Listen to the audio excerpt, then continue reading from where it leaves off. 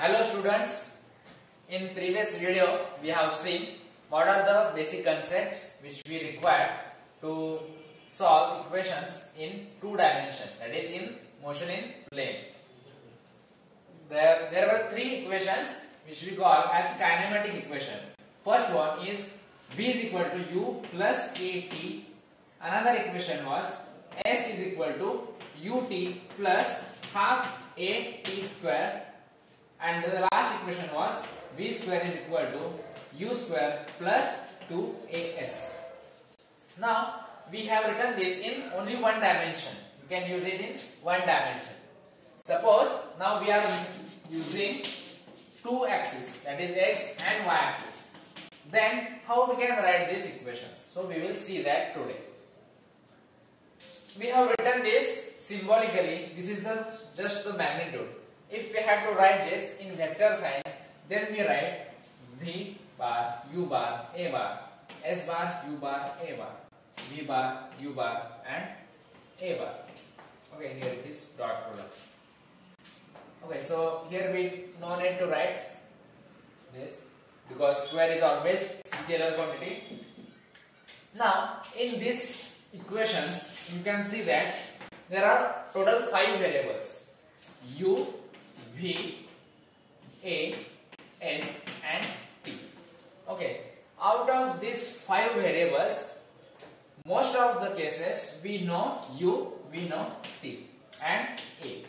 So these 3 variables we know in general if you take any problem in physics, and we have to find out V and S.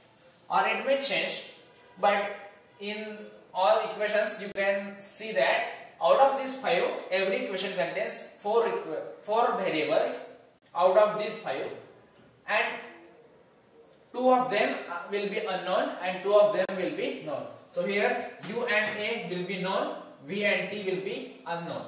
It will be given in the problem.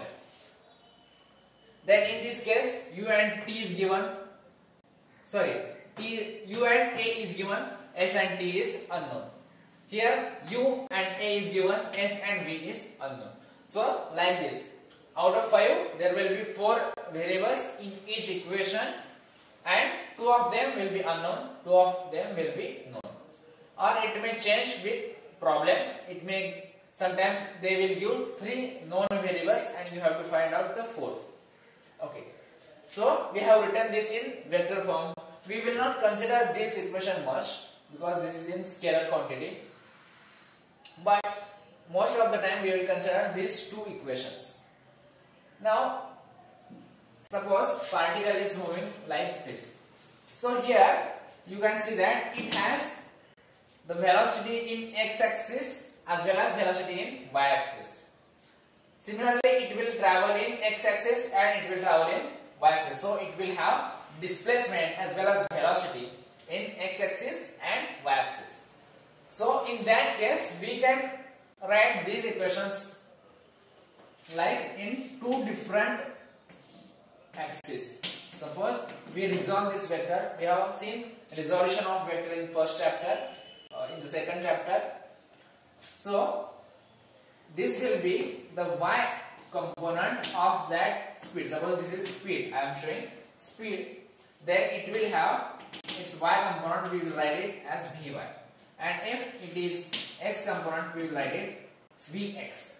So we can write these same equations along the different axes. So how I can write the equation for Vx, that is the speed or velocity along the x. So I will write Vx is equal to Ux, that is the initial velocity along x axis, plus Ax. We can also resolve the acceleration in some cases, and then T is also constant. Similarly, along y axis I can write Vy is equal to Uy plus Ay into T. Right. This is about the velocity. What about the displacement? Displacement also can be written in 2 different axes or 2 different dimensions. So what we can do, we can write Sx, or we can simply write x is equal to Uxt plus half Ax t square. we can write this along x-axis. And similarly, sy, or we can simply write y, that is equal to uy plus half ayt square. Okay. So this is along the y-axis, this is along the x-axis. This is along the y-axis, this is along the x-axis. So in this video, what we have learned that suppose one body is moving along two dimension, or it is moving in the plane. Suppose this body is moving like this. So it is also traveling in x-axis, it is also traveling in y-axis. So there will be complications, it will be difficult to solve this equation in this direction. So what is easier way to solve this? We will resolve this in x-axis and y-axis and then solve two different equations. And again we can combine them. How we can combine them? Suppose we have to find out v bar, right? So instead of solving directly this, we will calculate vx and vy.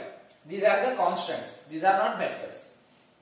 So we can find out the velocity v bar, that is equal to vx into I cap plus vy into z cap. So we can get the velocity, final velocity. So in this we can have direction also and the magnitude also. The magnitude will be equal to under root vx square plus vy square. So we can easily solve the speed, for the speed as well as the velocity using the resolution of vectors. It will be difficult to solve the equation for this axis, but because we know how to solve for x-axis and for y-axis, we can easily solve for vx, vy, and then we can find out the velocity.